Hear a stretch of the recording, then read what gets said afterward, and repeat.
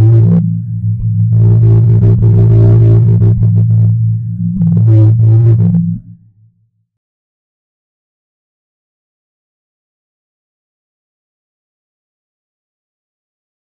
need to catch a train. Can you drive me to Grand Central really quick? I don't have a car. Oh wait, I do have a car. Director of the Gen Art Film Festival. So, what do you think about tonight? You excited? You nervous? What's going on? It's my 6th year, so I'm as nervous as ever because every year I have to make it bigger and better, right? Right. But I'm really excited. The films tonight are beautiful. There couldn't be a better slate for the Ziegfeld. It's gonna be a very aesthetically pleasing program. Pandemonium. Everybody with their big old cameras and me doing my thing. Hayden, Sex and the City, Agnes Buckner. Extra. This movie is about dreams, and the Gen Art Film Festival is really about emerging young talent. What can you tell talent today who maybe have been told, you know, you suck, you're no good? When was like the lowest point in your career? You know, I think that, hold on a second. This is my agent, he'll be able to tell you. Hello, Rosemary, I'm on the red carpet. Where are you? Oh my goodness, well come on in and see me. It seems to be going pretty well. I'm doing an interview with a young man who looks like a young Charles Manson. Yes. My last name is Bates. His last name is, okay, well come on inside and I'll be the guy without my pants on. Okay, Ben, I'll see you in a minute. Bye. Lowest point, you know what? Life's in session. I don't know what the lowest point. Lowest point, I haven't had any. That's good. As far as business-wise, right? Because I realize it's a business, and I realize that if you try to figure out what it is that the guys on the other side of the desk are looking for, it'll make you nuts.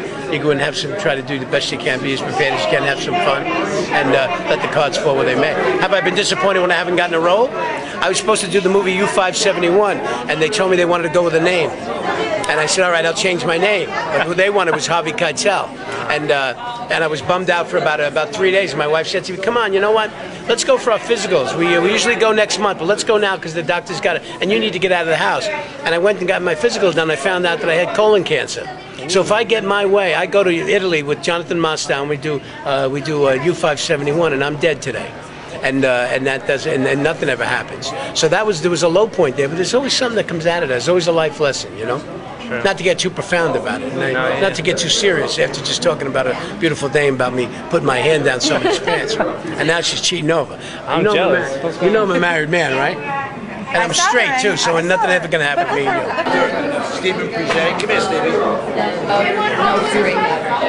Tell me about. I have been in this business and doing this for a long time. I got my first job when I was 11 years old. I'm 20 now, and I'm still not famous, and I'm still not, where I hope to be one day. And it's a really tough business, and it's really, really hard sometimes, especially when you're young and trying to express yourself in different ways, and you're always changing. But I don't know, just stick it out and hang in there, and you have to be as strong as possible, and then hopefully one day it'll work for you. We find it It's been a year and a half now. Apple Jacks. So cool being so close to Aiden. Yeah, you and Bo have been together for a long time. There's the man that made it all happen, Jeff. What could you tell the people who are out there putting themselves out there and just seeing where the Velcro sticks? What could you tell them?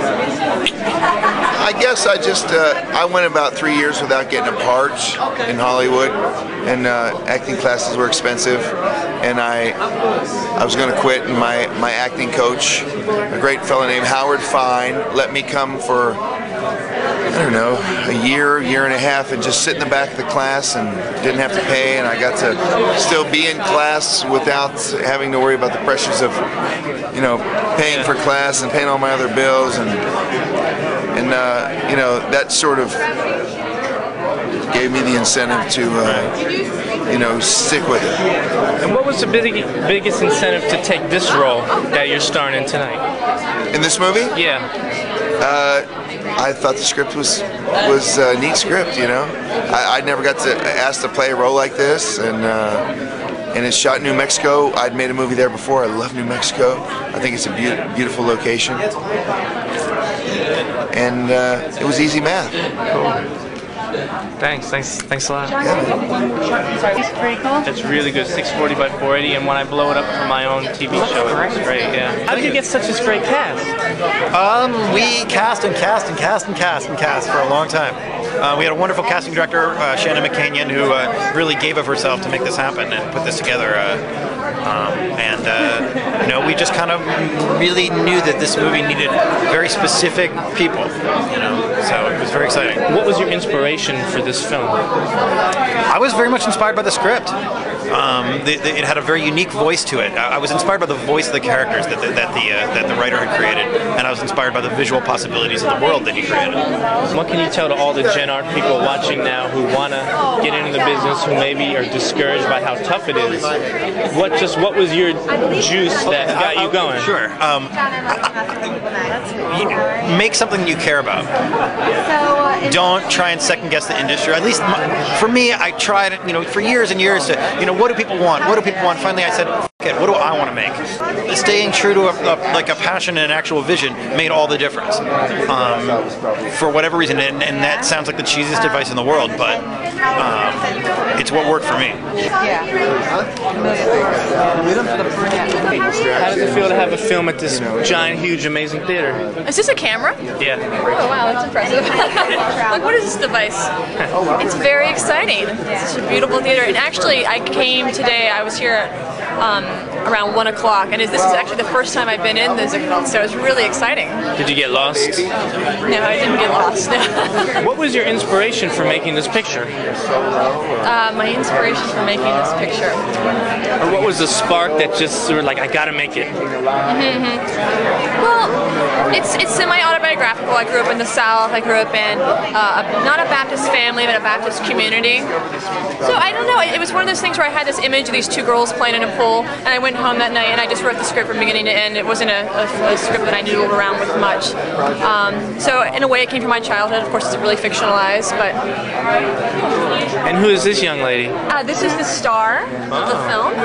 Alex plays the character Jane. Cool. Any thoughts about working for her? It was great. It was so much fun. How does it feel to be at the Gen Art Festival? I know you guys aren't yet, but you're getting used to it. Well, it's all the fame and the fortune. It's all becoming real and tangible, and that's really exciting for me. Definitely. Absolutely. I mean, Gen Art, I think, has great taste, and you know, I'm flattered that they included me to participate, and I'm just looking forward to seeing some of the other films that they chose. I'm sure it's going to be a great show. This is a real thrill. I've been, you know, surrounded by Gen Art for years. Friends who've worked at Gen Art, I've heard about them, hang out at the Gen Art Starbucks salon. Hi. Hi, Laura. How are you? Good. How are you? So, what brings you to the Gen Art Festival tonight? I'm a juror this year, judging the films, so I'm very excited. I get to come to all of them all week long. How important is it to support festivals like Gen Art?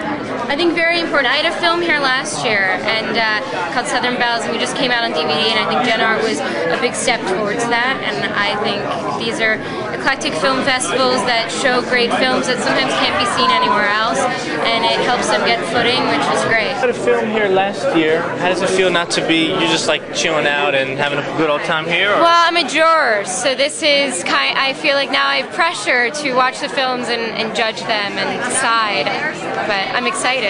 Cool. So, how's your show going? It's actually my favorite show on the WB, so it's an honor, yeah. I dressed up, I got my face shirt, my bling buckle all for you. Thank you. So, what's going on with it in your character? Well, we finished the season, we wrapped season 1, and at the end of the season, I finally went to Joel and made a move on him. What would you tell the young people who want to get into the business and who don't want to, who just want to make it and maybe they got deterred by people telling them they couldn't? I think in this business you gotta keep trying. I think it's a business.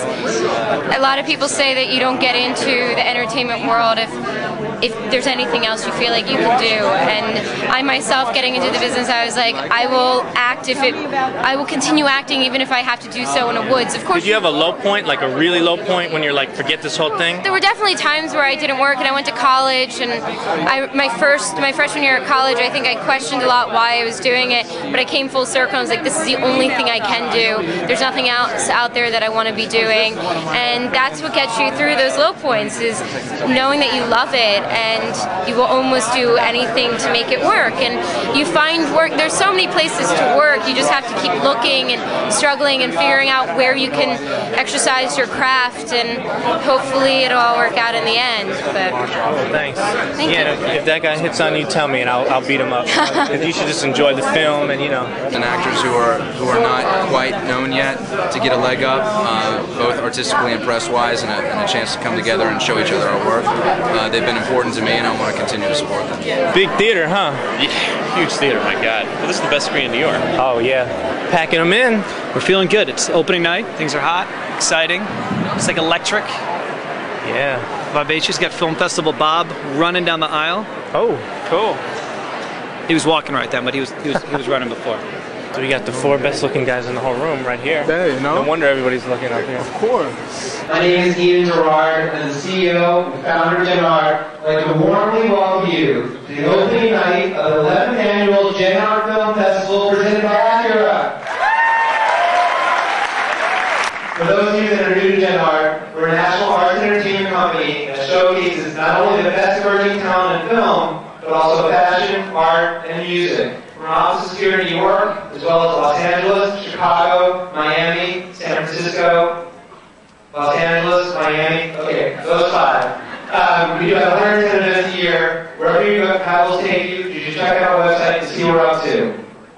I'd like to warmly introduce you to my partner in crime, Adam Walden, president of Genart. Hello, party people.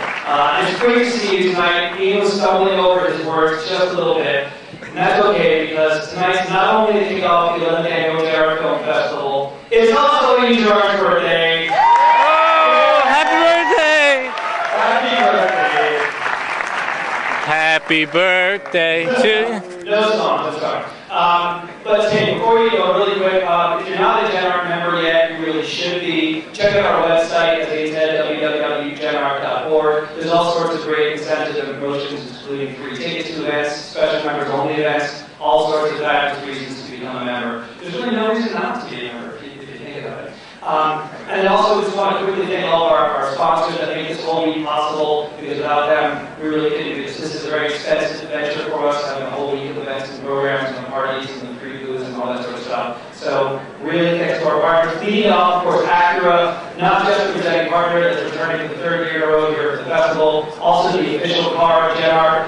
Really, everyone this week, buy an Acura. Go out and buy an Acura. Please, you do support our partners. We really feel good.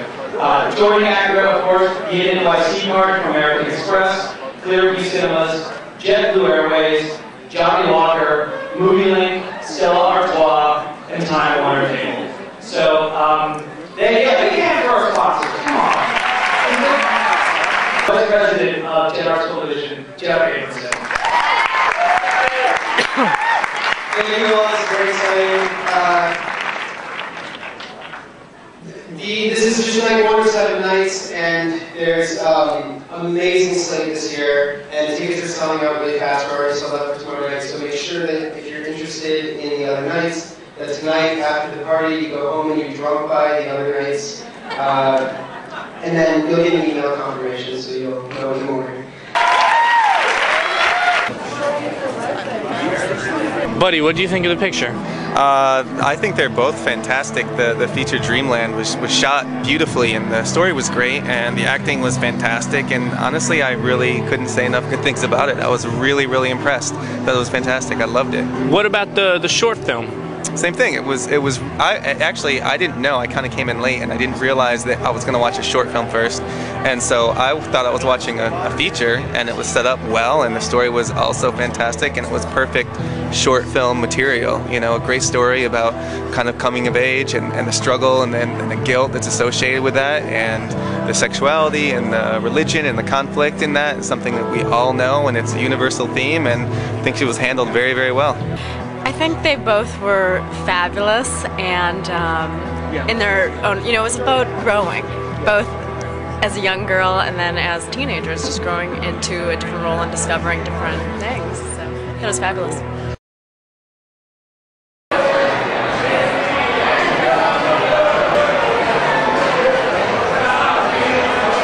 How was it? Oh, it was fantastic. You know, I thought we were on with the lines. Movie-oki. Movie-oki, it's like karaoke, but in the car. It is a freaking huge place.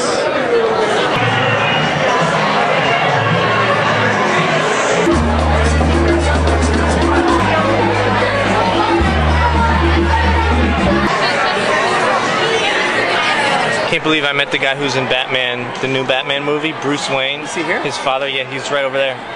The father? Yeah, the guy who died 10 minutes in. Ferris Bueller's Day Off.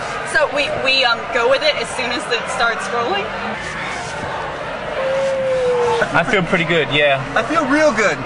Those guys were nice, huh? The garage. Nice, huh? I was a little worried about the... Turned out good. Turned out good. Cameron? Yeah? How many miles do you say this thing had when we left?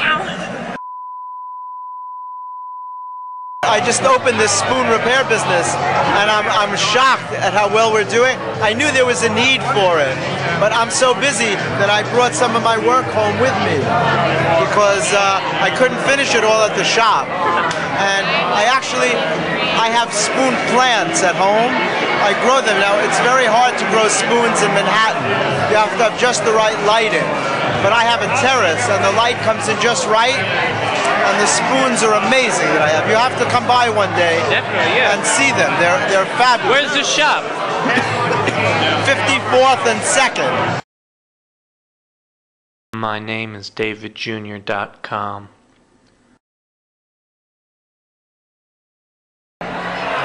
Yeah.